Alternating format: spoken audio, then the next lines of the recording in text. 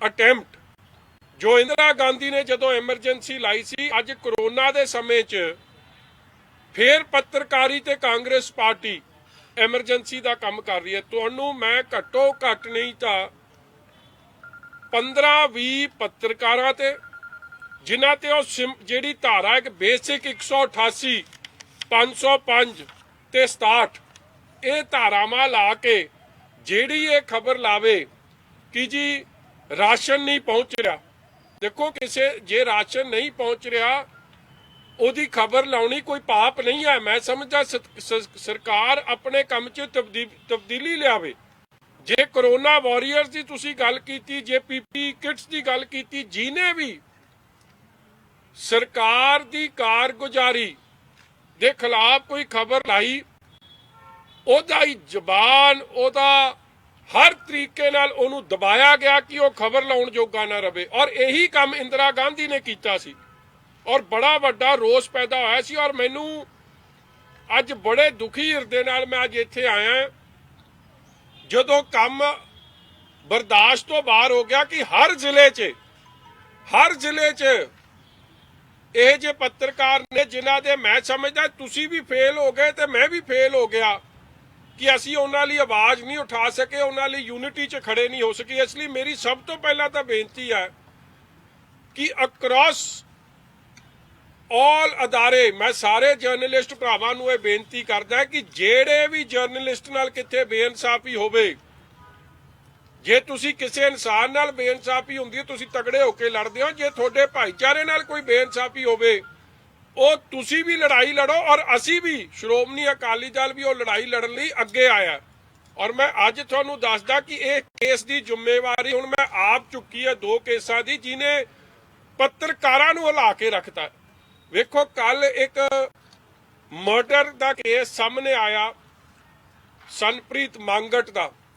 ਉਸ ਬੰਦੇ ਦੀ ਗਲਤੀ ਕੀ ਹੈ ਕਿ ਉਹਨੇ ਜਿਹੜਾ ਮਾਈਨਿੰਗ ਮਾਫੀਆ ਜੋ ਕਾਂਗਰਸ ਦੀ ਸ਼ਹਿ ਤੇ ਚੱਲ ਰਿਹਾ ਜਿਹਦੇ ਨਾਲ ਹਜ਼ਾਰਾਂ ਕਰੋੜ ਰੁਪਏ ਦਾ ਨੁਕਸਾਨ ਪੰਜਾਬ ਦੇ ਖਜ਼ਾਨੇ ਨੂੰ ਹੋ ਰਿਹਾ, ਪੰਜਾਬ ਦੇ ਖਜ਼ਾਨੇ ਨੂੰ ਚੂਨਾ ਲਾਇਆ ਜਾ ਰਿਹਾ, ਜੇ ਉਹਨੇ ਉਹਦੀਆਂ ਖਬਰਾਂ ਲਾਈਆਂ ਅੱਜ ਉਹਦੇ ਤੇ ਜਾਨਲੇਵਾ ਹਮਲਾ ਧਮਕੀਆਂ ਪਹਿਲਾਂ ਕਿ ਮਿਲੀਆਂ ਮਗਰ ਕੱਲ ਉਹਨੂੰ 2 ਦਿਨ ਪਹਿਲਾਂ ਉਹਨੂੰ ਮਾਰ ਕੇ ਉਹਦਾ ਕਤਲ ਕਰਤਾ ਗਿਆ ਔਰ ਪਹਿਲਾਂ ਇਹ ਸ਼ੋਅ ਕੀਤਾ ਗਿਆ ਕਿ ਦਿਸ ਇਜ਼ ਐਕਸੀਡੈਂਟ। ਮੈਂ ਧੰਨਵਾਦੀ ਹਾਂ ਉਹਨਾਂ ਡਾਕਟਰ ਸਾਹਿਬਾਨਾਂ ਨੇ ਜਿਨ੍ਹਾਂ ਨੇ ਆ ਸੱਚਾਈ ਨੂੰ ਸਾਹਮਣੇ ਰੱਖਿਆ। ਮੈਂ ਹੈਰਾਨ ਹੋ ਗਿਆ ਕਿ ਉਸ ਪੱਤਰਕਾਰ ਵੀਰ ਤੇ ਘੱਟੋ ਘੱਟ ਨਹੀਂ ਤਾਂ ਉਹਦੇ ਜਿੰਨੇ ਵਾਈਟਲ ਆਰਗਨ ਸੀ ਮਾਰ ਚਾਕੂ ਉਹਦਾ ਹਾਲ ਕੀਤਾ। ਮਾਰ ਚਾਕੂਆਂ ਨਾਲ ਉਹਦੇ ਤੇ ਪਤਾ ਨਹੀਂ ਕਿੰਨੇ ਕੁ ਵਾਰ ਮਾਰੇ ਕਿ ਉਹਦੇ ਸਾਰੇ ਵਾਈਟਲ ਆਰਗਨ ਉਹਦੇ ਡੈਮੇਜ ਕਰਤੇ। ਕੋਈ ਕਹਿ ਰਿਹਾ 14 ਵਾਰੀ ਚਾਕੂ ਮਾਰਿਆ, ਕੋਈ ਕਹਿ ਰਿਹਾ ਸ਼ਾਇਦ 30 ਵਾਰੀ ਚਾਕੂ ਮਾਰੇ। ਕਿਰਪਾਨਾਂ ਨਾਲ ਅਖੀਰ 'ਚ ਉਹਨੂੰ ਉੱਥੇ ਮਾਰਤਾ। ਔਰ ਪੁਲਿਸ ਕਿਹੜੀ ਜਿਹੜੀ ਪੁਲਿਸ ਇਸ ਕਾਂਗਰਸ ਦੀ ਸਰਕਾਰ ਥੱਲੇ ਉਸ ਪੁਲਿਸ ਨੇ ਇਹਨੂੰ ਐਕਸੀਡੈਂਟ ਦਾ ਰੂਪ ਦੇਣ ਦੀ ਕੋਸ਼ਿਸ਼ ਕੀਤੀ। ਦੇਖੋ ਜਦ ਇਹ ਔਰ ਉਹ ਇੱਕ ਯਾਦ ਕਰੋ ਯੰਗ ਪੱਤਰਕਾਰ ਹੈ, ਦਿਸ ਇਹ ਯੰਗ ਪੱਤਰਕਾਰ ਹੈ ਔਰ ਇਸ ਮੰਗੜ ਸਾਹਿਬ ਦਾ ਪੱਤਰਕਾਰ ਨਵਾਂ ਸ਼ਹਿਰ ਜ਼ਿਲ੍ਹੇ ਨਾਲ ਸੰਬੰਧਿਤ ਹੈ। ਜਿਸ ਨਵਾਂ ਸ਼ਹਿਰ ਜ਼ਿਲ੍ਹੇ ਦੀ ਖਬਰ ਇੰਨੀ ਉਜਾਗਰ ਹੋਈ ਸੀ ਸਾਰੀ ਅਖਬਾਰਾਂ 'ਚ ਕਿ ਮੁੱਖ ਮੰਤਰੀ was forced to do aerial survey illegal mining ਦਾ, ਉਹਦੇ ਬਾਅਦ ਆ ਕੇ ਉਹਨਾਂ ਨੂੰ ਵਿਧਾਨ ਸਭਾ 'ਚ ਵੀ ਔਰ ਪ੍ਰੈਸ ਕਾਨਫਰੰਸ ਰਾਹੀਂ ਵੀ ਕਿਹਾ ਕਿ ਹਾਂ ਮੰਨਣੀ ਪਈ ਗੱਲ ਕਿ ਇਲੀਗਲ ਮਾਈਨਿੰਗ ਹੋ ਰਹੀ ਸੀ ਤੇ ਉਹਦੇ 'ਚ ਕਾਰਵਾਈ ਐਲਾਨਣੀ ਪਈ। ਇਹ ਹਾਲਾਤ ਸੀ ਮਗਰ ਅੱਜ ਉਹ ਪੱਤਰਕਾਰ ਜਿਹਦੀ ਲੜਾਈ ਕਿਸੇ ਨਾਲ ਪਰਸਨਲ ਨਹੀਂ ਸੀ, ਪੰਜਾਬ ਦੇ ਖਜ਼ਾਨੇ ਦੀ ਲੁੱਟ ਜਿਹੜੀ ਕਾਂਗਰਸ ਪਾਰਟੀ ਨਾਲ ਹੋ ਰਹੀ ਸੀ ਉਹ ਉਜਾਗਰ ਕਰਦਾ ਹੋਇਆ ਅੱਜ ਆਪਣੀ ਮਾਂ ਦਾ ਪੁੱਤਰ ਅੱਜ ਸਾਰੇ ਪਰਿਵਾਰ ਨੂੰ ਵਿਛੋੜਾ ਦੇ ਕੇ ਚਲੇ ਗਿਆ। ਉਸ ਪਰਿਵਾਰ ਨੂੰ ਅੱਜ ਇਨਸਾਫ ਦਿਵਾਉਣ ਲਈ ਮੈਂ ਸਮਝਦਾ ਤੁਹਾਡੀ ਸਾਡੀ ਸਭ ਦੀ ਜਿੱਥੇ ਜ਼ਿੰਮੇਵਾਰੀ ਬਣਦੀ ਹੈ ਉੱਥੇ ਸਰਕਾਰ ਦੀ ਜਵਾਬਦੇਹੀ ਬਣਦੀ ਹੈ। ਔਰ ਉੱਥੇ ਹੱਥ ਕਾਂਗਰਸ ਦੇ ਐਮਐਲਏ ਤੋਂ ਲੈ ਕੇ ਸੀਨੀਅਰ ਲੀਡਰਾਂ ਦਾ ਉਹਦੇ 'ਚ ਆ ਰਿਹਾ। ਬੜੀ ਛੇਤੀ ਉਹਦੇ ਵੀ ਅਸੀਂ ਖੁਲਾਸੇ ਕਰਾਂਗੇ। ਦੂਜੀ ਗੱਲ, ਅੱਜ ਬੜਾ ਅਫਸੋਸ ਹੋਇਆ ਇਹ ਖਬਰ ਬੜੇ ਦਿਨ ਦੀ ਸੋਸ਼ਲ ਮੀਡੀਆ 'ਚ ਚੱਲ ਰਹੀ ਸੀ ਕਿ ਇੱਕ ਪੱਤਰਕਾਰ ਨੇ ਇਹ ਖਬਰ ਲਾਈ, ਜਿਹੜਾ ਬਹੁ ਚਰਚਿਤ ਸੀ, काला बकरा करके खबर थी कि नंगे पैर चलने के बाद बकरे दान करेंगे। हाथी की सवारी करने वाले मंत्री घर से निकलने के बाद गाड़ी तक चलते हैं नंगे पैर। प्रशासन की अनुमति के बिना पार्क में रास्ता बनाने पर गिरे थे विवादों में। राजनीतिक कद बनाए रखने के लिए जोशी की शरण में मंत्री जी। देखो, पत्रकार ने एक बड़ी सिंपल खबर लाई, जो ਉਹਦੇ ਧਿਆਨ 'ਚ ਆਇਆ, ਜੋ ਉਹਨੇ ਵੇਖਿਆ, ਔਰ ਮੈਂ ਹੈਰਾਨ ਹੋ ਗਿਆ ਕਿ ਆ ਜਿਹੜੇ ਮੰਤਰੀ ਸਾਹਿਬ ਨੇ ਚਰਨਜੀਤ ਚੰਨੀ ਜੀ, ਅੱਜ ਉਸ ਪੱਤਰਕਾਰ ਤੇ ਪਰਚਾ ਹੋ ਗਿਆ ਹੈ। ਹੁਣ ਇਸ ਖਬਰ 'ਚ ਨਾ ਤਾਂ ਮੰਤਰੀ ਦਾ ਨਾਮ ਲਿਖਿਆ ਕਿੱਥੇ ਜੀ, जद मंत्री नूं केड़ा पाड़ा सुझ गया, तेरा तां नाम नहीं लिखिया, कुछ नहीं कीता। अज ओहदे ते 188 IPC ਜਿਹੜੇ हर पत्रकारां ते लग गई है। ਜਿਹੜਾ कोई सच की गल करदा, इलीगल माइनिंग की गल करो, इलीगल शराब की गल करो, तुसी खजाने की लुट की गल करो, राशन की वंड की गल करो, ਜਿਹੜੇ मजदूर जिन्हां नूं राशन नहीं मिलिया ਉਹ ਇੱਥੋਂ ਛੱਡ ਕੇ ਚਲੇ गए। हर ਜ਼ਿਲ੍ਹੇ चों लुधियाना, ਅੰਮ੍ਰਿਤਸਰ, पटियाला, बठिंडा, संगरूर, नवां शहर, रोपड़, अज उस पत्रकार मेरे वीर ते जय सिंह होरां ते, जय सिंह छिब्बड़ जी ते अज परचा दर्ज करता। 188 IPC, 505 IPC ते 67 उन्हें है कि 188 disobedience of order of public authority, मतलब बेलेबल 1 साल दी ओदी सजा है। दूजा 505 है IPC, false statement circulated with internet and create enmity and hatred, non bailable 3 साल दी सजा, 3 ਤੋਂ 5 साल दी सजा। जे काले बकरे तुसी दान करना, ਇਹਦੇ ਨਾਲ ਕਿਹੜੀ ਦੁਸ਼ਮਣੀ ਪੈਦਾ ਹੋ ਰਹੀ ਹੈ। मैं ਉਹ ਤਾਂ ਸਮਝ ਸਕਦਾ ਕਿ ਤੁਹਾਡੀ ਦੁਸ਼ਮਣੀ ਚੀਫ ਸੈਕਟਰੀ ਨਾਲ ਪੈਦਾ ਹੋਈ ਹੈ, ਹੋਰ ਕਿਹਦੇ ਨਾਲ ਹੋ ਜਾਣੀ। ਮਗਰ ਮੈਂ ਚਲੋ ਅਗਲੀ ਗੱਲ ਤੇ ਆਵਾਂ ਕਿ ਇਹ ਜਿਹੜਾ ਮੰਤਰੀ ਸਾਹਿਬ ਹੈ, ਇਹਦੀ ਗੱਲਾਂ ਪਹਿਲਾਂ ਵੀ ਬਹੁਤ ਚਰਚੇ 'ਚ ਰਹੀਆਂ। ਉਹ ਮੰਤਰੀ ਆ ਜਿਹ 'ਚ ਮੀ ਟੂ ਦਾ ਆਰੋਪ ਲੱਗਿਆ ਸੀ, ਔਰ ਉਦੋਂ ਵੀ ਇਹ ਕਾਂਗਰਸ ਪਾਰਟੀ ਨੇ, ਜਾਖੜ ਨੇ, ਉਹ ਸਾਡੀ ਸਤਿਕਾਰਯੋਗ ਭੈਣ ਨੂੰ, ਪੰਜਾਬ ਦੀ ਕਾਬਲ ਅਫਸਰ ਨੂੰ, IAS ਅਫਸਰ ਨੂੰ ਇਨਸਾਫ ਨਹੀਂ ਦਿਵਾਇਆ, ਬਲਕਿ ਇਸ ਮੰਤਰੀ ਨਾਲ ਖੜ ਕੇ ਉੱਤੇ ਵੀ ਦਬਾਅ ਬਣਾਇਆ। ਅੱਜ ਤੱਕ ਉਹਨੂੰ ਇਨਸਾਫ ਨਹੀਂ ਦਵਾ ਚੱਲੇ, ਔਰ ਉਦੋਂ ਵੀ ਬੜਾ ਰੌਲਾ ਪਿਆ। ਮਗਰ सरकार की ताकत वरत के सोनिया गांधी, राहुल गांधी, जाखड़ साहब, कांग्रेस पार्टी अपना धक्का वरत के, जबर वरत के वो केस नूं किसी इल्जाम तक नहीं पहुंचने दिता। और ओहदा क्या की गया कि मैं तां जी मैसेज किसी दोस्त नूं भेज रहा सी, चला उहनूं कहा तू इह जिहा माड़ा लिखिया की सी फिर ओहदे च, और इनकुआयरी क्यों नहीं हुई ਅੱਜ तक as we sit right now. ये मंत्री एक हैबिचुअल ऑफेंडर है, बार बार आपदी ताकत की दुरवरतों करता है, फ्रीडम ऑफ प्रेस नूं कतल करने की कोशिश करते हैं। और दुख की गल है कि इस मंत्री साहब ने कल्ले ने रोपड़, चमकौर साहब च 4-5 पत्रकारां ते परचे कराते इन्होंने, वो भी मैं लिस्ट तुहानूं दे दूंगा। फिर इन्होंने आ ਜਿਹੜੇ पत्रकारां ते इन्होंने परचे कराए आ, सज्जन सिंह सैनी साहब ते कराया, इकबाल सिंह ते कराया, मनजीत सिंह सैनी ते कराया, ते हुण आ जय सिंह छिब्बड़ साहब ते कराता। देखो, फ्रीडम ऑफ प्रेस का मतलब की है।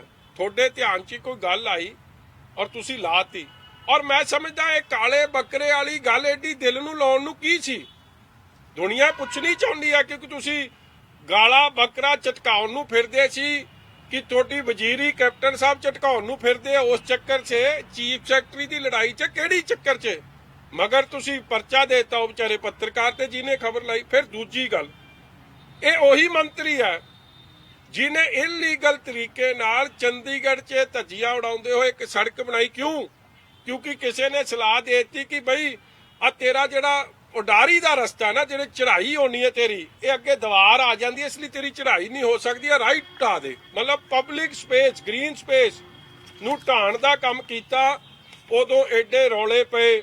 ਆ Punjab minister Charanjit Singh Channi builds illegal road advised by astrologer, ਇਹਦਾ ਬਹੁਤ ਰੌਲਾ ਪਿਆ। ਇਹਦੀ ਸਾਰੀ ਖਬਰ ਲੱਗੀ ਔਰ ਮੁੜ ਕੇ ਉਹ ਰਸਤਾ ਗਵਰਨਰ ਸਾਹਿਬ ਦੀ ਇੰਟਰਵੈਂਸ਼ਨ ਨਾਲ ਉਹ ਵਾਪਸ ਗ੍ਰੀਨ ਬੈਲਟ ਨੂੰ ਬਰਕਰਾਰ ਕਰਨਾ ਪਿਆ। ਉਹ ਰਸਤਾ ਜਿਹੜਾ ਇਹਨਾਂ ਨੇ ਇਲੀਗਲ ਤੌਰ ਤੇ ਕੀਤਾ ਸੀ ਉਹ ਕੱਟਣਾ ਪਿਆ। ਫਿਰ ਅੱਗੇ ਵੇਖੋ ਇਹਨਾਂ ਨੇ ਕੀ ਕੀਤਾ। ਇਹ ਮੰਤਰੀ ਸਾਹਿਬ ਨੇ ਹਾਥੀ ਦੀ ਸਵਾਰੀ ਵੀ ਕੀਤੀ ਫਿਰ, ਕਿਉਂਕਿ ਕਿਸੇ ਨੇ ਕਹਿਤਾ ਕਿ ਜੇ ਤੂੰ ਹਾਥੀ ਦੀ ਸਵਾਰੀ ਨਹੀਂ ਕਰੇਗਾ ਤੇ ਵਜ਼ਾਰਤ ਜਾਂਦੀ ਰਹੂ। ਇਹ ਹੈਰਾਨਗੀ ਦੀ ਗੱਲ ਹੈ ਕਿ ਤੁਸੀਂ ਜ਼ਿੰਮੇਵਾਰ ਬੰਦੇ ਹੋ, ਤੁਸੀਂ ਕਿਹੇ ਜੇ ਕੰਮ ਕਰ ਰਹੇ ਹੋ। ਔਰ ਜੇ ਤੁਸੀਂ ਇਸ ਜਾਦੂ ਟੂਨੇ 'ਚ ਬਲੈਕ ਮੈਜਿਕ 'ਚ ਕਾਲਾ ਜਾਦੂ ਕੀ ਨੂੰ ਕਹਿ ਲੈਣੇ ਬਲੈਕ ਮੈਜਿਕ ਕਹਿ ਲੈਣੇ, ਤੁਸੀਂ ਕਰਦੇ ਹੋ ਜਾਦੂ ਟੂਨਾ ਕਰਦੇ ਹੋ, ਤੁਸੀਂ ਕਰੀ ਜਾਓ। ਇਹ ਤੁਹਾਡੀ ਸੋਚ ਹੈ, ਅਸੀਂ ਉਹਦੇ ਖਿਲਾਫ ਆ, ਮਗਰ ਤੁਸੀਂ ਉਹ ਜਾਦੂ ਟੂਨਾ ਆਪਦੀ ਕਾਂਗਰਸ ਪਾਰਟੀ ਤੱਕ ਸੀਮਿਤ ਰੱਖੋ। ਤੁਸੀਂ ਕੈਪਟਨ ਅਮਰਿੰਦਰ ਤੱਕ ਜਾਂ ਸੋਨੀਆ ਗਾਂਧੀ ਤੱਕ ਜਾਂ ਜਾਖੜ ਤੱਕ ਸੀਮਿਤ ਰੱਖੋ। ਪੱਤਰਕਾਰਾਂ ਨੂੰ ਕਿਉਂ ਲਪੇਟੇ 'ਚ ਰਹਿ ਰਹੇ? ਉਹਨਾਂ ਦੇ ਵਿਚਾਰਿਆਂ ਦੀ ਕੀ ਗਲਤੀ ਹੈ? ਔਰ ਇਹੀ ਮੰਤਰੀ ਸਾਹਿਬ ਤੇ ਇਹ ਵੀ ਆਰੋਪ ਲੱਗੇ ਸਨ ਕਿ ਜਦੋਂ PhD ਕਰਦੇ ਸੀ, ਇਹ ਦੇਖੋ PhD ਕਰਦੇ ਸੀ ਇੰਡੀਅਨ ਨੈਸ਼ਨਲ ਕਾਂਗਰਸ ਤੇ, ਉਹਦੇ ਤੇ ਫੇਲ ਹੋ ਗਏ। ਮਤਲਬ ਕਾਂਗਰਸ ਪਾਰਟੀ ਤੇ PhD ਕਰ ਰਹੇ ਸੀ, ਫੇਲ ਹੋ ਗਏ। ਇਹਨਾਂ ਲਈ ਕਾਨੂੰਨ ਹੀ ਬਦਲਤਾ, ਪਾਸ ਮਾਰਕ ਹੀ ਘਟਾਤਾ ਕਿ ਚਲੋ ਕਾਂਗਰਸ ਪਾਰਟੀ ਤੇ ਕਰ ਰਿਹਾ, ਕਿਹੜਾ ਕੋਈ ਏਡੀ ਵੱਡੀ PhD ਹੈ, ਇਹਦੇ ਤੇ ਫੇਲ ਹੋ ਗਿਆ ਤੇ ਫਿਰ ਇਹਨੂੰ ਪਾਸ ਕੀਤਾ। ਮਤਲਬ ਇਹ ਜਿਹਾ ਤਾਂ ਹਾਲ ਹੈ ਇਹਨਾਂ ਦੇ।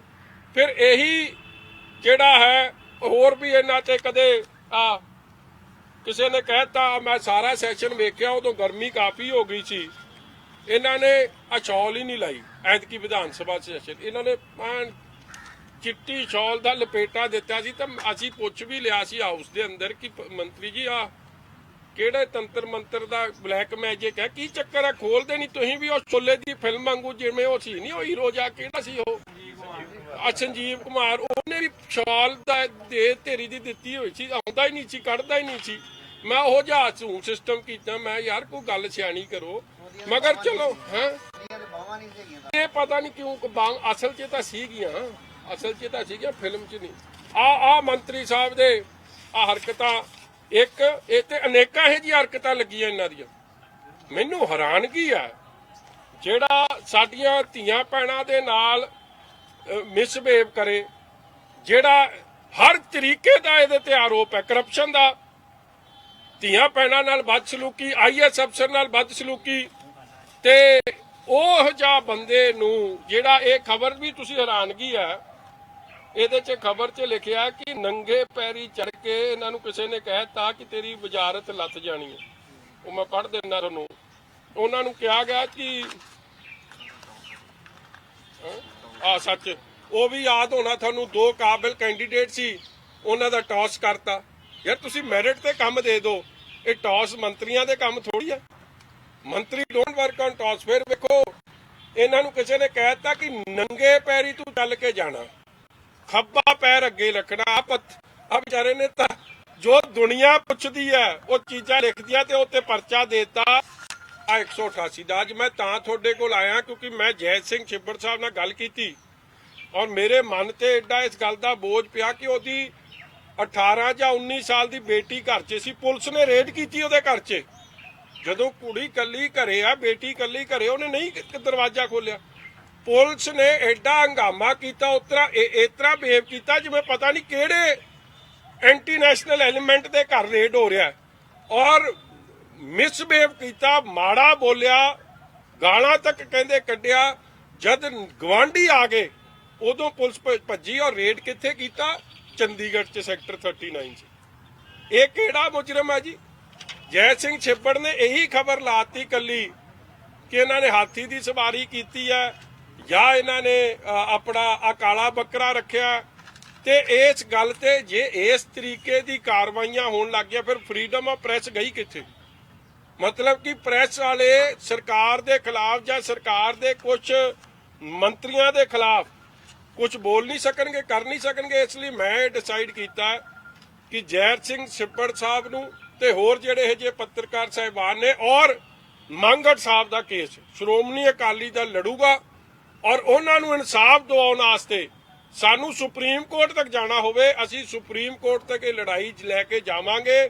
ਜਿਨ੍ਹਾਂ ਨੇ ਮੰਗੜ ਸਾਹਿਬ ਦਾ ਕਤਲ ਕੀਤਾ, ਜਿਹੇ ਜੇ ਪੱਤਰਕਾਰ ਵੀਰਾਂ ਤੇ ਝੂਠੇ ਕੇਸ ਬਣਾਏ ਆ, ਉਹਨਾਂ ਦਾ ਵਕੀਲਾਂ ਦਾ ਖਰਚ ਕਰਕੇ ਹਰ ਤਰੀਕੇ ਦੀ ਪੈਰਵਾਈ ਅਸੀਂ ਕਰਾਂਗੇ। ਮਗਰ ਫਰੀडम ਆਫ ਪ੍ਰੈਸ ਜਿਹੜਾ ਚੌਥਾ ਥੰਮ ਹੈ ਲੋਕਤੰਤਰ ਦਾ, ਡੈਮੋਕ੍ਰੇਸੀ ਦਾ, ਅੱਜ ਉਹਨੂੰ ਦਿਨ ਦਿਹਾੜੇ ਇਸ ਤਰੀਕੇ ਦੇ ਡਾਕੇ ਬਿਲਕੁਲ ਨਹੀਂ ਪੈਣ ਦੇਵਾਂਗੇ। ਔਰ ਮੈਨੂੰ ਅਫਸੋਸ ਹੈ ਕਿ ਇਸ ਮੌਕੇ ਤੇ ਕਰੋਨਾ ਦੀ ਲੜਾਈ 'ਚ ਜੇ ਕੋਈ ਸੱਚਾਈ ਸਾਹਮਣੇ ਲਿਆਉਂਦਾ ਹੈ, ਉਹ ਸੱਚਾਈ ਨੂੰ ਸਮਝ ਕੇ, ਆਪਣੀ ਗਲਤੀ ਸਮਝ ਕੇ ਸੁਧਾਰਨ ਦੀ ਜਗ੍ਹਾ ਜਿਹੜਾ ਉਹ ਸੱਚ ਸਾਹਮਣੇ ਲੱਗ ਰਿਹਾ, ਸ਼ੂਟ ਦਾ ਮੈਸੇਂਜਰ, ਕਿ ਮਾਰ ਦਿਓ ਉਹਦੇ ਗੋਲੀ, ਮੈਸੇਂਜਰ ਹੀ ਨਾ ਰਵੇ, ਕਿ ਲੋਕਾਂ ਨੂੰ ਇਹ ਲੱਗੇ ਕਿ ਬੱਲੇ ਬੱਲੇ ਸਰਕਾਰ ਨੇ ਤਾਂ ਫੱਟੇ ਚੱਕ ਤੇ ਇਹ ਤੋਂ ਵਧੀਆ ਕੰਮ ਸਰਕਾਰ ਕਰ ਨਹੀਂ ਸਕਦੀ ਸੀ। ਇਹ ਗੱਲਾਂ ਲੈ ਕੇ ਅੱਜ ਮੈਂ ਤੁਹਾਡੇ ਕੋਲ ਆਇਆ ਸੀ।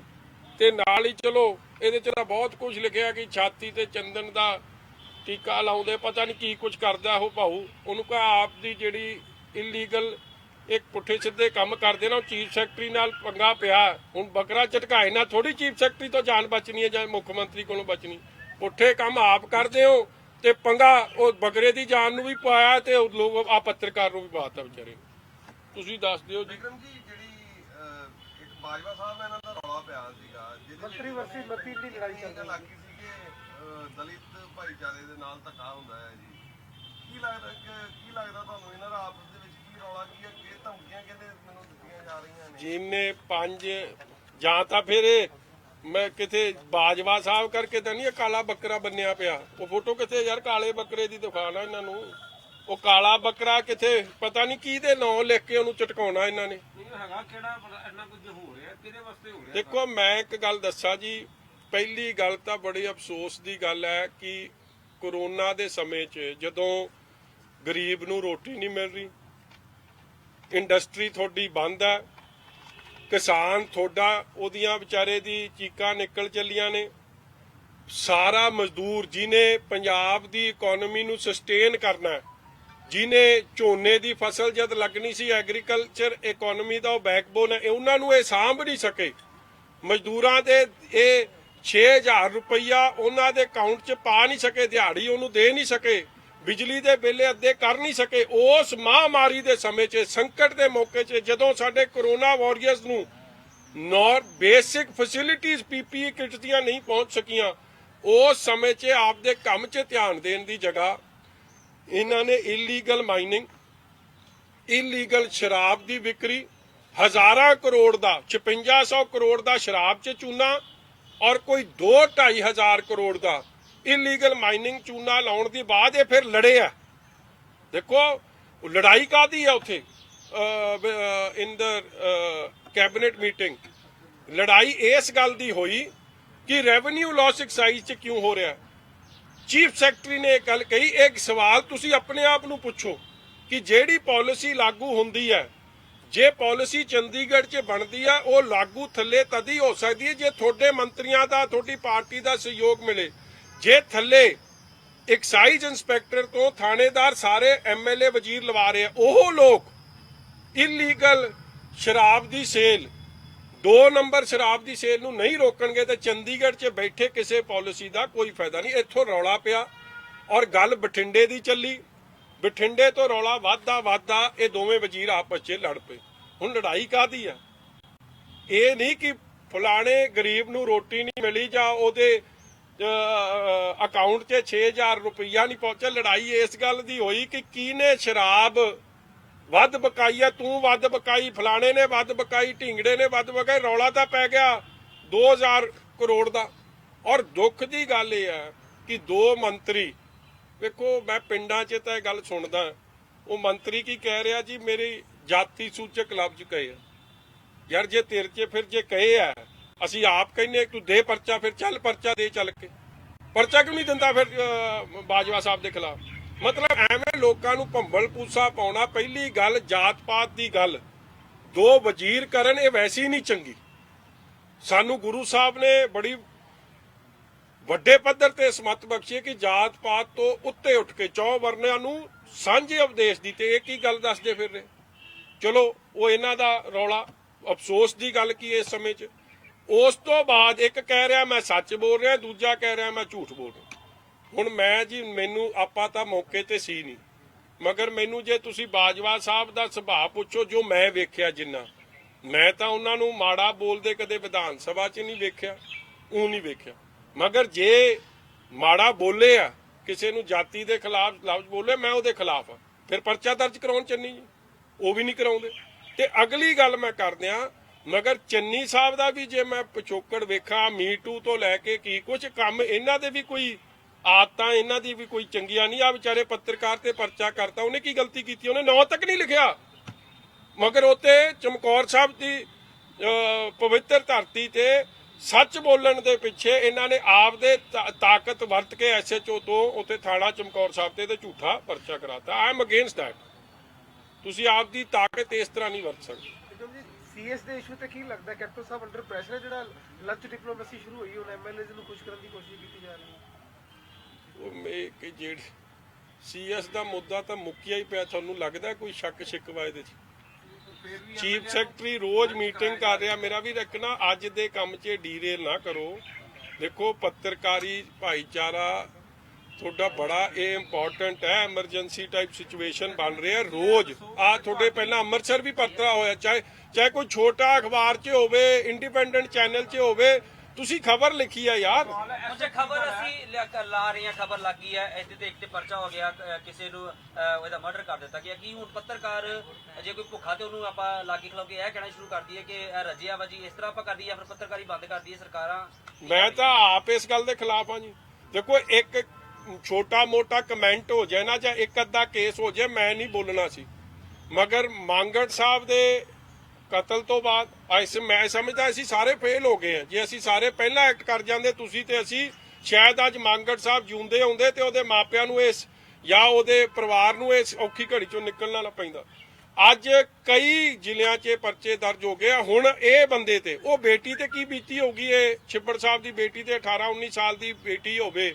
ਮੈਂ ਤਾਂ ਅੱਜ ਬੇਨਤੀ ਕਰਦਾ ਕੈਪਟਨ ਅਮਰਿੰਦਰ ਸਿੰਘ ਨੂੰ, ਇਹ ਪਰਚੇ ਖਾਰਿਜ ਕਰਨ, ਔਰ ਜਿਹੜੇ ਅਫਸਰਾਂ ਨੇ ਜਾ ਕੇ ਉੱਥੇ ਬਦਤਮੀਜ਼ੀ ਕੀਤੀ ਉਹਦੇ ਘਰ 'ਚ ਉਹ ਬੇਟੀ ਨਾਲ, ਉਹਨਾਂ ਤੇ ਪਰਚਾ ਦਰਜ ਹੋਵੇ, ਫੇਰ ਤਾਂ ਮੈਂ ਮੰਨੂਗਾ। ਨਹੀਂ ਤਾਂ ਇਹ ਹਾਥੀ ਕੇ ਦਾंत ਦਿਖਾਣੇ ਕੋ ਔਰ ਚਬਾਣੇ ਕੋ ਔਰ ਨਵਦੀਪ ਨੂੰ ਕਰਤਾ ਨਾ ਇਹਨਾਂ ਨੇ ਲਾਈਨ ਹਾਜ਼ਰ, ਜਿਹਨੇ ਐਮਐਲਏ ਨੂੰ, ਜਿਹਦੇ ਨਾਲ ਕੱਲੀ ਇਹੀ ਗਲਤੀ, ਤੂੰ ਸਤਿ ਸ੍ਰੀ ਅਕਾਲ ਨਹੀਂ ਬੁਲਾਈ।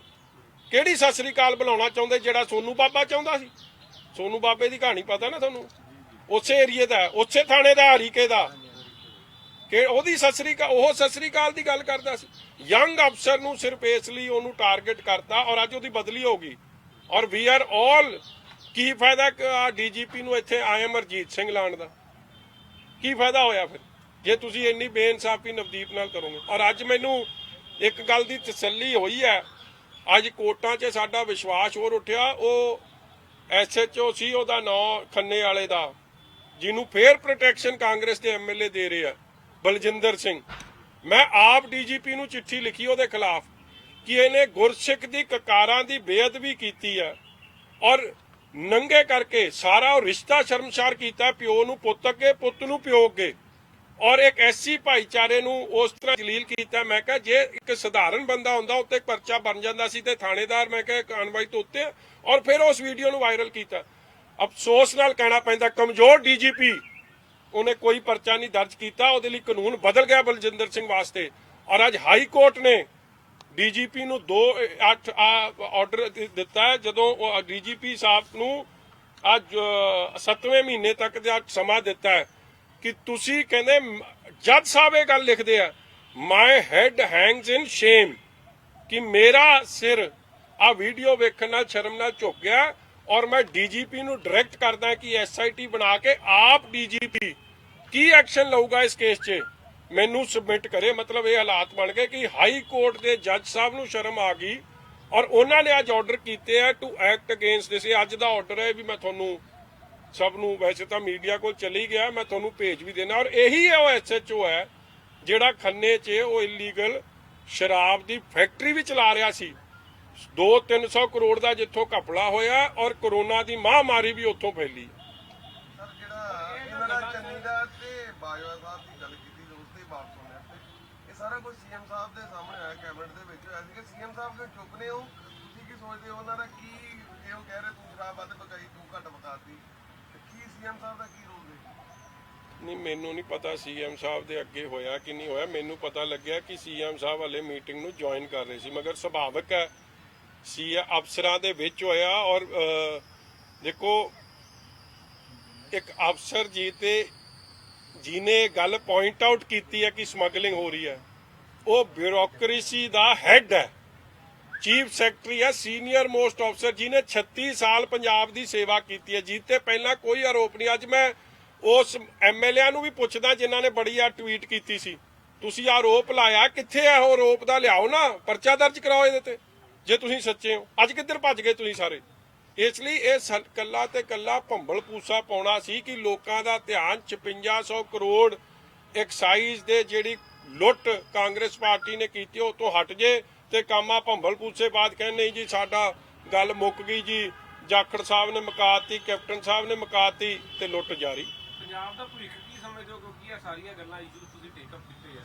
ਪੰਜਾਬ ਦਾ ਭਵਿੱਖ ਲਈ ਤਾਂ ਭਰਾਓ ਤੁਹਾਨੂੰ ਵੀ ਲੜਾਈ ਲੜਨੀ ਪੈਣੀ ਹੈ, ਤਦੇ ਤੁਹਾਡੇ ਕੋਲ ਆਏ ਆ ਇਨਸਾਫ ਦਿਵਾਓ। ਉਹ ਬਜ਼ੁਰਗ ਨੂੰ ਵੇਖੋ, ਮੰਗੜ ਸਾਹਿਬ ਦੇ ਬਜ਼ੁਰਗ ਨੂੰ, ਉਹਦੀ ਮਾਤਾ ਵੱਲ ਵੇਖੋ, ਬਜ਼ੁਰਗ ਉਹਦੇ ਬੱਚਿਆਂ ਵੱਲ ਵੇਖੋ, ਉਹਦੀ ਕਮਰ ਕੱਸੇ ਕਰ ਲੋ ਕਿ ਜਦ ਤੱਕ ਉਹਨੂੰ ਇਨਸਾਫ ਨਹੀਂ ਮਿਲ ਜੂ। ਉਹਨੇ ਲੜਾਈ ਪੰਜਾਬ ਦੇ ਲਈ ਲੜੀ ਆ, ਲੁੱਟ ਖਜ਼ਾਨੇ ਦੀ ਸੀ ਔਰ ਹੁਕਮਰਾਨਾਂ ਵੱਲੋਂ ਸਨ। ਔਰ ਆਪ ਪੱਤਰਕਾਰ ਵੀਰ ਨੇ ਵੀ ਕੋਈ ਗਲਤੀ ਨਹੀਂ ਕੀਤੀ। ਇੱਕ ਮੈਂ ਕਹਿੰਦਾ ਲਾਈਟਰ ਮੋਡ 'ਚ ਵੀ ਜਦ ਮੰਤਰੀ ਦਾ ਨਾਂ ਨਹੀਂ ਤੇ ਉੱਤੇ ਪਰਚਾ ਕਿਵੇਂ? ਇਹ ਜੇ ਤਾਂ ਐਸਐਸਪੀ ਦੇ ਖਿਲਾਫ ਐਕਸ਼ਨ ਹੋਣਾ ਚਾਹੀਦਾ ਕਿ ਤੈਨੂੰ ਨਹੀਂ ਪਤਾ ਤੂੰ ਆਈਪੀਐਸ ਅਫਸਰ ਹੈ, ਤੂੰ ਕਾਨੂੰਨ ਕਿਹੜਾ ਲਾਗੂ ਕਰ ਰਿਹਾ? ਮਜ਼ਾਕ ਹੈ ਜੀ ਤੇ ਮਰਜ਼ੀ 188 ਤਾਂ ਇਹਨਾਂ ਨੇ ਮਜ਼ਾਕ ਬਣਾਤਾ। ਹਰ ਥਾਣੇ 'ਚ ਤੁਸੀਂ ਜਾ ਕੇ ਇੱਕ ਰਿਪੋਰਟ ਕੱਢਿਓ ਪਲੀਜ਼। ਪੰਜਾਬ ਦੇ ਹਰ ਥਾਣੇ 'ਚ ਮੇਰੇ ਹਿਸਾਬ ਨਾਲ ਘੱਟੋ ਘੱਟ 500 188 ਤੇ ਆ 500 ਜਿਹੜਾ ਹੈ 506 ਤੇ ਆ ਜਿਹੜੇ 67 ਇਹ 505 188 ਦੇ ਪਰਚੇ ਦਰਜ ਹੋ ਗਏ। ਹਰੇਕ ਦੀ ਆਪੋਜੀਸ਼ਨ ਤੇ ਵੀ ਹੋ ਗਏ, ਪੱਤਰਕਾਰ ਤੇ ਵੀ ਹੋ ਗਏ। ਜੇ ਕਿਸੇ ਸਰਪੰਚ ਨੇ ਜਾਂ ਕਿਸੇ ਸਧਾਰਨ ਬੰਦੇ ਜਿਹਨੇ ਵੀ ਵੀਡੀਓ ਅਪਲੋਡ ਕੀਤੀ ਉੱਤੇ ਵੀ ਕਰਤਾ। ਇਹ ਹਾਲਾਤ ਬਣੇ ਨੇ। ਅਕਸਰ ਹੀ ਫੈਸਲੇ ਲਿੱਤੇ ਜਾਂਦੇ ਆ ਕੈਪਟਨ ਸਾਹਿਬ ਵੱਲੋਂ, ਲੋਕ ਜਿਹਦਾ ਵਿਰੋਧ ਵੀ ਕਰਦੇ ਨੇ, ਉਸ ਤੋਂ ਬਾਅਦ ਵਾਪਸ ਲੈ ਲਿੱਤੇ ਜਾਂਦੇ ਆ। ਟੀਚਰਾਂ ਦੀ ਡਿਊਟੀ ਲਾਤੀ ਸੀ ਸ਼ਰਾਬ ਦੇ ਫੈਕਟਰੀਆਂ ਦੇ ਵਿੱਚ, ਉਸ ਤੋਂ ਬਾਅਦ ਵਾਪਸ ਲੈ ਲਿੱਤਾ ਜਾਂਦਾ ਫੈਸਲਾ ਜਦੋਂ ਵਿਰੋਧ ਹੁੰਦਾ। ਅਕਸਰ ਹੀ ਇਸ ਤਰ੍ਹਾਂ ਦੇ ਫੈਸਲੇ ਜਿਹੜੇ ਲਏ ਜਾਂਦੇ ਨੇ ਕਿ ਸੋਚਿਆ ਸਮਝਿਆ ਨਹੀਂ ਜਾਂਦਾ, ਵੈਸੇ ਫੈਸਲਾ ਲੈ ਲਿਆ, ਉਸ ਤੋਂ ਬਾਅਦ ਵਾਪਸ ਲੈ ਲਿਆ, ਲੋਕਾਂ ਨੇ ਖਿਲਵਾੜ ਕੀਤਾ ਜਾ ਰਿਹਾ। ਇਹ ਫੈਸਲਾ ਐਵੇਂ ਨਹੀਂ ਲੈ ਲਿਆ ਮੇਰਾ ਵੀਰ। ਇਹ ਫੈਕਟਰੀ ਪਤਾ ਕਿਹਦੀ ਆ? ਇਹ ਫੈਕਟਰੀ ਆ ਚੱਡਿਆਂ ਦੀ। ਜਿਹੜਾ ਧਾਰਮਿਕ adviser to captain Amarinder Singh ਹੈ, ਪਰਮਜੀਤ ਸਰਨਾ, ਉਹਦੀ ਹੈ। ਧਾਰਮਿਕ ਐਡਵਾਈਜ਼ਰ ਨੇ ਐਡਵਾਈਸ ਦੇ ਦਿੱਤੀ ਹੋਣੀ ਕਿ ਮੇਰੀ ਬੇਟੀ ਦੀ ਵੇਖਿਓ ਤੇ ਸ਼ਰਾਬ ਦੀਆਂ ਬੋਤਲਾਂ ਅੱਗੇ ਪਿੱਛੇ ਹੋਣਡੀਆਂ ਨੇ, ਤੁਸੀਂ ਧਿਆਨ ਰੱਖਿਓ। ਦੁੱਖ ਦੀ ਗੱਲ ਹੈ ਕਿ ਜਿਹੜੀ ਉਹ ਕੀੜੀ ਅਫਗਾਨਾ ਮੇਲੇ ਤਾਂ ਵੇਖੋ ਕਿਹਦੀ ਆ। ਔਰ ਰੌਲੇ ਤੋਂ ਬਾਅਦ ਉਹਨਾਂ ਨੇ ਵਾਪਸ ਲਿਆ। ਪਹਿਲਾਂ ਇਹਨਾਂ ਨੇ ਇਹੀ ਕੀਤਾ ਕਿ ਗੁਰੂ ਘਰਾਂ ਤੋਂ ਅਨਾਉਂਸਮੈਂਟ ਹੋਵੇ ਕਿ ਹੋਮ ਡਿਲੀਵਰੀ ਸ਼ਰਾਬ ਦੀ ਹੋਊਗੀ। ਦੇਖੋ, ਹੋਮ ਡਿਲੀਵਰੀ ਦੁੱਧ ਦੀ ਸੁਣੀ ਆ, ਲੋੜਵੰਦ ਵਸਤੂਆਂ ਦੀ ਹੋ ਜਾਂਦੀ, ਉਹ ਗੱਲ ਬਿਹਤਰ ਹੋਣੀ ਸੀ। ਰੌਲਾ ਤਾਂ ਫੇਰ ਇਹੀ ਗੱਲ ਹੈ। ਔਰ ਉਹਦੇ ਲਈ ਆਰਡਰ ਇਹੋ ਜਿਹੇ ਕੀਤੇ ਜਿਹੜੇ ਪਿਛਲੇ ਆਜ਼ਾਦੀ ਤੋਂ ਲੈ ਕੇ ਹੁਣ ਤੱਕ ਅੱਜ ਤੱਕ ਕਿਸੇ ਨੇ ਸੁਣੇ ਕਿ ਗੁਰੂ ਘਰਾਂ ਤੋਂ ਅਨਾਉਂਸਮੈਂਟ ਚਾਹੀਦੀਆਂ ਸੀ। ਰੌਲੇ ਤੋਂ ਬਾਅਦ ਵਾਪਸ ਉਹ ਹੋਇਆ। ਰੌਲੇ ਤੋਂ ਬਾਅਦ ਇਹ ਟੀਚਰ ਸਾਹਿਬਾਨਾਂ ਦਾ ਹੋਇਆ। ਇੱਕ ਪਾਸੇ ਗੁਰੂ, ਦੂਜੇ ਪਾਸੇ ਉਹਨੂੰ ਕਿਹੜੇ ਕੰਮ ਨੂੰ ਲਾਤਾ। ਅਕਸਰ ਸਿਰਫ ਸ਼ਰਾਬ ਹੀ ਸ਼ਰਾਬ, ਕਾਂਗਰਸ ਪਾਰਟੀ ਸ਼ਰਾਬ ਦੇ ਆਲੇ ਗਹਿਰੇ 'ਚ ਘੁੰਮੀ ਜਾਂਦੀ ਪਈ ਹੈ। ਕਦੀ ਕਹਿੰਦੇ ਸ਼ਰਾਬਬੰਦੀ ਕਰ ਦਿਓ, ਕਦੀ ਕਹਿੰਦੇ ਜੀ ਸ਼ਰਾਬ ਕਿੰਨੀ ਕੁ ਜ਼ਰੂਰੀ ਹੈ ਸ਼ਰਾਬ ਪੰਜਾਬ ਦੇ ਸ਼ਰਾਬ ਭਵਿੱਖ ਜ਼ਰੂਰੀ ਲਈ? ਹੈ ਸਟੇਟ ਵਾਸਤੇ। ਸਿਰਫ ਸ਼ਰਾਬ ਇਹੀ- ਜ਼ਰੂਰੀ ਹੈ, ਹੋਰ ਕੁਛ ਜ਼ਰੂਰੀ ਹੈ। ਫਿਰ ਉਹਦੇ ਇੱਕ ਲਿਸਟ 26 ਕਰੋੜ ਰੁਪਇਆ ਰੇਤਾ ਵਾਲਿਆਂ ਨੂੰ ਛੱਡ ਦਿੱਤਾ ਗਿਆ। 26 ਕਰੋੜ ਰੁਪਇਆ ਰੇਤਾ ਵਾਲਿਆਂ ਨੂੰ ਛੱਡ ਦਿੱਤਾ ਗਿਆ, ਪਰ ਬਾਕੀ ਸਾਰੀ ਸਰਕਾਰ ਸ਼ਰਾਬ ਤੇ ਘੁੰਮੀ ਹੈ। ਸ਼ਰਾਬ ਦੇ ਪਿੱਛੇ ਕਰ ਕੋ ਸਭ ਤੋਂ ਅਫਸੋਸ ਦੀ ਗੱਲ ਹੈ ਕਿ ਮੈਂ ਅੱਗੇ ਸ਼ੁਰੂ ਗੱਲ ਪਹਿਲਾਂ ਵੀ ਕੀਤੀ, ਇਸ ਮਹਾਮਾਰੀ ਦੇ ਸਮੇਂ 'ਚ ਜਦੋਂ 13.5 ਲੱਖ ਲੇਬਰਰ, ਮਾਈਗ੍ਰੈਂਟ ਲੇਬਰਰ ਇੱਥੋਂ ਚਲੀ ਗਈ ਹੋਵੇ, ਜਾਣ ਦੀ ਤਿਆਰੀ 'ਚ ਹੋਵੇ, ਖੁਦਕੁਸ਼ੀ ਕਰ ਰਹੀ ਹੋਵੇ ਕਿ ਸਾਨੂੰ ਰੋਟੀ ਨਹੀਂ ਮਿਲ ਰਹੀ ਹੈ, ਰਾਸ਼ਨ ਨੂੰ ਤਰਸ ਰਹੇ ਹੋਣ ਪੰਜਾਬ ਦੇ ਲੋੜਵੰਦ ਨੂੰ, ਮਿਹਨਤਕਸ਼ ਨੂੰ 2 ਵਕਤ ਦੀ ਰੋਟੀ ਨਾ ਮਿਲਦੀ ਹੋਵੇ, ਦਿਹਾੜੀ ਨਾ ਮਿਲਦੀ ਹੋਵੇ, ਉਹਨਾਂ ਵੱਲ ਧਿਆਨ ਦੇਣ ਦੀ ਜਗ੍ਹਾ ਜਾਂ ਇੰਡਸਟਰੀ ਦੀ ਮਜਬੂਰੀ, ਵਪਾਰੀ ਦੀ ਮਜਬੂਰੀ, ਇੱਕ ਜਿਹਨੇ ਆਪਦੀ ਜੌਬ ਲਾਸ ਹੋ ਗਿਆ ਉਹਦੀ ਧਿਆਨ ਦੇਣ ਦੀ ਜਗ੍ਹਾ ਸਾਰਾ ਧਿਆਨ ਇਹਨਾਂ ਦਾ 3 ਮਹੀਨੇ 'ਚ ਮੈਂ ਕਹਿ ਸਕਦਾ ਜੇ ਸੀਗਾ ਤੇ ਕੱਲਾ ਸ਼ਰਾਬ ਦੀ ਬਲੈਕ ਮਾਰਕੀਟਿੰਗ ਤੇ ਸੀ। ਔਰ ਉਹੀ ਕੰਮ ਦਾ ਰੌਲਾ ਅੱਜ ਪਿਆ ਫਿਰਦਾ। ਇਹ ਅਫਸੋਸ ਦੀ ਗੱਲ ਹੈ, ਇਹ ਦੁੱਖ ਦੀ ਗੱਲ ਹੈ। ਔਰ ਇਸੇ ਕਾਰਨ ਕਰਕੇ ਪੰਜਾਬ ਕਈ ਚੀਜ਼ਾਂ 'ਚ ਕੋਵਿਡ ਦੀ ਲੜਾਈ 'ਚ ਬਹੁਤ ਪਛੜ ਗਿਆ। ਹੁਣ ਵੀ ਤੁਸੀਂ ਵੇਖੋ ਮਜ਼ਾਕ ਕੀ ਉੱਡਿਆ। ਪਹਿਲਾਂ ਸ਼ਰਧਾਲੂ ਆਏ ਔਰ ਸ਼ਰਧਾਲੂ ਕਹਿਣ ਅਸੀਂ ਫਿੱਟ ਹਾਂ, ਕਹਿੰਦੇ ਨਹੀਂ ਤੁਸੀਂ ਅਨਫਿੱਟ ਹੋ। ਉਹਨਾਂ ਨੂੰ ਖੱਜਲ ਖਰਾਬ ਕੀਤਾ ਰੱਜ ਕੇ, ਫਿਰ ਉਹਨਾਂ ਨੂੰ ਚੱਕ ਕੇ ਕਹਿਤਾ ਜੀ ਤੁਸੀਂ ਕੋਵਿਡ ਪੋਜ਼ਿਟਿਵ।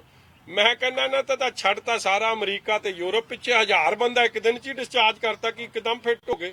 ਯਾਰ ਤੁਸੀਂ ਕੋਈ ਕਰੋਨਾ ਦਾ ਇਲਾਜ ਲੱਭ ਲਿਆ ਤੇ ਉੱਥੇ ਟਰੰਪ ਨੂੰ ਵੀ ਫੋਨ ਕਰ ਦਿਓ, ਫਿਰ ਬਲਬੀਰ ਸਿੱਧੂ ਨੂੰ ਭੇਜ ਦਿਓ ਉੱਥੇ, ਇਹ ਉਧਰ ਵੀ ਇਲਾਜ ਕਰਿਆ ਆਵੇ, ਟਰੰਪ ਨੂੰ ਵੀ ਦੱਸਿਆ ਆਵੇ, ਉਹ ਕੈਨੇਡਾ ਦੇ ਵੀ ਨੂੰ ਦੱਸਿਆ ਆਵੇ, ਆਪਣੇ ਪ੍ਰਾਈਮ ਮਿਨਿਸਟਰ ਨੂੰ ਟਰੂਡੋ ਨੂੰ, ਆ ਬੋਰਿਸ ਜੌਨਸਨ ਨੂੰ ਵੀ ਦੱਸ ਜਾਣ। ਉਹ ਵਿਚਾਰੇ ਜ਼ਿੰਦਗੀ ਮੌਤ ਦੀ ਐਵੇਂ ਲੜਾਈ ਲੜ ਰਹੇ। ਬਲਬੀਰ ਸਿੱਧੂ ਨੇ ਤਾਂ ਸਾਰੇ ਹੱਲ ਲੱਭ ਲਏ। ਬਲਬੀਰ ਸਿੱਧੂ ਕਹਿੰਦੇ ਨੇ ਜੀ ਪੰਜਾਬ ਦਾ ਸਭ ਤੋਂ ਵਧੀਆ ਜਿਹੜਾ ਹੈਗਾ ਰਿਕਵਰੀ ਰੇਟ ਹੋ ਗਿਆ ਹੁਣ ਪੰਜਾਬ ਇੰਡੀਆ 'ਚ। ਬਿਲਕੁਲ, ਮੈਂ ਤਦੇ ਕਹਿ ਰਿਹਾ ਕਿ WHO 'ਚ ਬਲਬੀਰ ਸਿੱਧੂ ਜੀ ਦਾ ਇੱਕ ਸਪੈਸ਼ਲ ਸੈਮੀਨਾਰ ਹੋਣਾ ਚਾਹੀਦਾ ਔਰ ਇਹਨਾਂ ਨੂੰ ਇਮੀਡੀਏਟਲੀ ਅੱਜ ਦੀ ਰਾਤ ਦੀ ਫਲਾਈਟ 'ਚ ਇਹਨਾਂ ਨੂੰ ਟਰੰਪ ਕੋਲ ਭੇਜ ਦੇਣਾ ਚਾਹੀਦਾ ਕਿ ਜਿਹੜਾ ਇਲਾਜ ਟਰੰਪ ਨਹੀਂ ਕਰ ਸਕ ਰਿਹਾ, ਬੋਰਿਸ ਜੌਨਸਨ ਨਹੀਂ ਕਰ ਸਕ ਰਿਹਾ, ਟਰੂਡੋ ਨਹੀਂ ਕਰ ਸਕ ਰਿਹਾ, ਉਹ ਇਲਾਜ ਤਾਂ ਬਲਬੀਰ ਸਿੱਧੂ ਨੇ ਲੱਭ ਲਿਆ। ਕਿਉਂ ਕੀਤਾ ਬਿਕਰਮ ਜੀ, ਕਿਉਂ ਇਹ ਲੱਗਦਾ ਇਹਨਾਂ ਨੇ ਇਹ ਕੇਵਲ ਤੇ ਕੇਵਲ ਤੁਹਾਡੇ ਰੌਲੇ ਕਰਕੇ ਕਰ ਲਿਆ ਕਿ ਰਿਕਵਰੀ ਰੇਟ ਪੰਜਾਬ ਦਾ ਲੋਐਸਟ ਸੀ।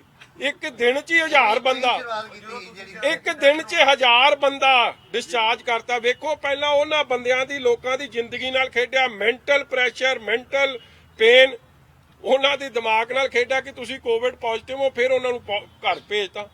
ਜੇ ਉਹ ਨੈਗੇਟਿਵ ਹੋ ਗਏ ਤੇ ਉਹਨਾਂ ਦੀ ਰਿਪੋਰਟਾਂ ਜਨਤਕ ਕਰ ਦਿਓ, ਜੇ ਨਹੀਂ ਹੋਏ ਤੇ ਤੁਸੀਂ ਜਿਹੜੇ ਜਿੱਥੇ ਉਹ ਗਏ ਆ ਉਹ ਵਿਚਾਰੇ ਪਿੰਡ ਵਾਲੇ ਹੁਣ ਰੌਲਾ ਪਾਉਂਦੇ ਫਿਰਦੇ, ਐਵੇਂ ਭੰਬਲ ਪੂਛੇ 'ਚ ਫੜ ਲਿਆ। ਪਹਿਲਾਂ ਸ਼ਰਧਾਲੂਆਂ ਨੂੰ ਖਰਾਬ ਕੀਤਾ, ਹੁਣ ਸ਼ਰਧਾਲੂਆਂ ਨੂੰ ਜਦ ਘਰੇ ਭੇਜਤਾ। ਦੇਖੋ ਪਿੰਡ 'ਚ ਹੁੰਦੇ ਆ, ਕੋਈ ਮੇਰੇ ਨਾਲ ਚੰਗਾ, ਕੋਈ ਮੇਰੇ ਨਾਲ ਮਾੜਾ, ਉਹ ਕਿਸੇ ਹੋਰ ਨੇ ਮੁੱਦਾ ਬਣਾਤਾ। ਉਹ ਵਿਚਾਰਾ ਅੱਜ ਵੀ ਜੂਝ ਰਿਹਾ ਇਸੇ ਚੱਕਰ 'ਚ।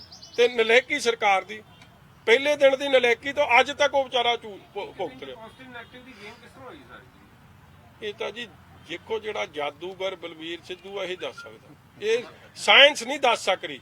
ਸਾਇੰਸ ਫੇਲ ਹੋ ਗਈ ਹੈ ਜਿੱਥੇ ਬਲਬੀਰ ਸਿੱਧੂ ਪਾਸ ਹੋ ਗਿਆ। ਚਾਹੀਦਾ ਕਿ ਸਰਕਾਰ ਉਹਦੇ ਬਾਹਰ ਵੀ ਇਹ ਇਲਾਜ ਪਹੁੰਚਾਵੇ। ਇੱਕ ਬਾਲਾ ਲਿਖੀ ਨਾ ਭਾਉ ਤੇਰੇ ਤੇ ਪਰਚਾ ਹੋ ਜੂ ਮੁੜ ਕੇ, ਫਿਰ ਨਹੀਂ ਤੇ ਫਿਰ ਮੈਂ ਹੋਰ ਤੈਨੂੰ ਗੱਲ ਦੱਸਦਾ ਦੂਜੀ। ਇੱਕ ਨਾ ਤੁਸੀਂ ਆਪਦੇ ਫੈਕਟਸ ਕਲੀਅਰ ਕਰੋ। ਇਹਦਾ ਮਤਲਬ ਦੇਖਾ ਸਰਕਾਰ 26 ਕਰੋੜ ਦਾ ਲਾਸ ਨਹੀਂ, ਬਹੁਤ ਵੱਡਾ ਲਾਸ। ਉਹਦੀ ਥੋੜੀ ਤਹਿਕੀਕਾਤ ਕਰ ਦੋ, ਨਹੀਂ ਤਾਂ ਦੱਸੂਗਾ ਇੱਕ ਅੱਧੇ ਦਿਨ ਦੱਸ ਦਿਆਂਗੇ। ਅੱਜ ਸਰਕਾਰ ਨੇ ਕਿਹਾ ਫੈਸਲਾ ਕੀਤਾ ਜੀ ਜਿਹੜੇ ਕਰੋਨਾ ਪੋਜ਼ਿਟਿਵ ਨੇ 50 ਬੈੱਡ ਤੋਂ ਉੱਪਰ ਜਿਹੜੇ ਪ੍ਰਾਈਵੇਟ ਹਸਪਤਾਲ ਨੇ ਉੱਥੇ ਇਲਾਜ ਹੋਏਗਾ। ਇਹ ਫੈਸਲਾ ਸਹੀ ਆ ਕਿ? ਮੇਰਾ ਨਾ ਜੀ ਤੁਸੀਂ ਪ੍ਰੈਸ ਕਾਨਫਰੰਸ ਕੱਢਿਓ ਮਾਰਚ ਦੇ ਮਹੀਨੇ ਦੀ। ਮੈਂ ਪਹਿਲੇ ਦਿਨ ਇਹ ਗੱਲ ਕਹੀ ਸੀ ਕਿ 70% ਪੰਜਾਬ ਦੀ ਔਰ ਸਾਡੇ ਦੇਸ਼ ਦੀ ਆਬਾਦੀ ਪ੍ਰਾਈਵੇਟ ਹੈਲਥ ਕੇਅਰ ਤੱਕ ਨਿਰਭਰ ਹੈ। ਅੱਜ ਵੀ ਜੇ ਕਿਸੇ ਨੂੰ ਹਾਰਟ ਅਟੈਕ ਜਾਂ ਕੈਂਸਰ ਦੀ ਪ੍ਰੋਬਲਮ ਹੁੰਦੀ ਹੈ, ਵੱਡੇ ਵੱਡੇ ਡਾਕਟਰ ਜਿਹੜੇ ਪ੍ਰਾਈਵੇਟ ਤੌਰ ਤੇ ਕਰ ਰਹੇ ਆ ਉਹਨਾਂ ਦਾ ਜ਼ਿਕਰ ਆਉਂਦਾ। ਜਿਵੇਂ ਡਾਕਟਰ ਵਾਂਡਰ ਹੋਰਾਂ ਦਾ ਲੋਕ ਜ਼ਿਕਰ ਕਰਦੇ ਕਿ ਸਾਡਾ ਇਲਾਜ ਜੀ ਲੁਧਿਆਣੇ ਤੋਂ ਕਰਾ ਦਿਓ, ਫਲਾਣੇ ਤੋਂ ਕਰਾ ਦਿਓ, ਢੀਂਗਰੇ ਤੋਂ ਕਰਾ ਦਿਓ। ਜੇ ਉਹੀ ਡਾਕਟਰ ਸਾਹਿਬਾਨਾਂ ਨੂੰ ਕੌਨਫੀਡੈਂਸ 'ਚ ਲੈ ਕੇ, ਗੱਲ ਮੈਂ ਇੱਥੇ ਪ੍ਰੈਸ ਕਾਨਫਰੰਸ 'ਚ ਕਹੀ ਸੀ ਕਿ ਪ੍ਰਾਈਵੇਟ ਹੈਲਥ ਕੇਅਰ ਨੂੰ ਡਾਕਟਰਾਂ ਨੂੰ ਕੌਨਫੀਡੈਂਸ 'ਚ ਲਓ, ਉਹਨਾਂ ਨੂੰ ਵੀ ਇੰਸ਼ੋਰੈਂਸ ਦੀ ਫੈਸਿਲਿਟੀ ਪ੍ਰੋਵਾਈਡ ਕਰੋ। ਉਹਨਾਂ ਨੂੰ ਇਹ ਨਾ ਕਹੋ ਕਿ ਜੇ ਤੁਹਾਡੇ ਇੱਥੇ ਕਰੋਨਾ ਦਾ ਪੇਸ਼ੈਂਟ ਲੱਭ ਗਿਆ ਤੇ ਅਸੀਂ ਤੁਹਾਡਾ ਹਸਪੀਟਲ ਸੀਲ ਕਰ ਦੇਣਾ। ਕੌਨਫੀਡੈਂਸ ਬਿਲਡਿੰਗ ਔਨ ਬੋਰਡ ਲੈ ਕੇ ਪਹਿਲੇ ਦਿਨ ਤੋਂ ਹੀ ਜੇ ਕੰਮ ਕਰ ਲੈਂਦੇ ਤੇ ਇਹਨਾਂ ਦੇ ਕੰਮ ਸੌਖੇ ਹੋ ਜਾਣੇ ਸੀ। ਕੋਈ ਪ੍ਰਾਈਵੇਟ ਤੌਰ ਤੇ ਐਡਵਾਈਸ ਵੀ ਚੰਗੀ ਆ ਜਾਂਦੀ, ਕਿਉਂਕਿ ਕਾਬਿਲ ਡਾਕਟਰ ਨੇ, 70% ਹੈਲਥ ਕੇਅਰ ਨੂੰ ਟੇਕ ਕੇਅਰ ਕਰ ਰਹੇ ਆ। ਉਹ ਨਰਸਿਸ ਵੀ ਨੇ, ਉਹ ਸਟਾਫ ਵੀ ਆ। ਜਿਹੜਾ ਕੰਮ 3 ਮਹੀਨੇ ਪਹਿਲਾਂ ਕਰਨਾ ਚਾਹੀਦਾ ਸੀ, ਅੱਜ ਉਹ 3 ਮਹੀਨੇ ਬਾਅਦ ਇਹਨਾਂ ਨੂੰ ਜਾਗ ਆ ਗਈ। ਚਲੋ ਦੇਰ ਆਏ ਦਰੁਸਤ ਹੈ, ਕਿਉਂਕਿ ਅੱਜ ਵੀ ਭਾਈ ਨਿਰਮਲ ਸਿੰਘ ਦੇ ਪਰਿਵਾਰ ਨੇ ਵੀ ਅਖੀਰ 'ਚ ਕੀ ਕਿਹਾ ਸੀ, ਭਾਈ ਨਿਰਮਲ ਸਿੰਘ ਨੂੰ ਗਵਾ ਲਿਆ।